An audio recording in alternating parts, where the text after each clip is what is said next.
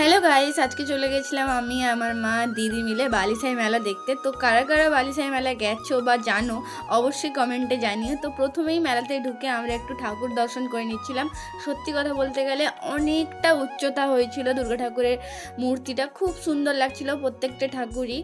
এই মেলাটাতে তো আমি ফার্স্ট টাইম গেলাম কালকে, এর আগে আমি কোনো দিনই যাইনি, কিন্তু আমার মা দিদি এর আগে অনেকবারই গেছে ওই মেলাটা। আর ওই মেলা নাকি অনেক বড় হয়, খুব ভালো হয়।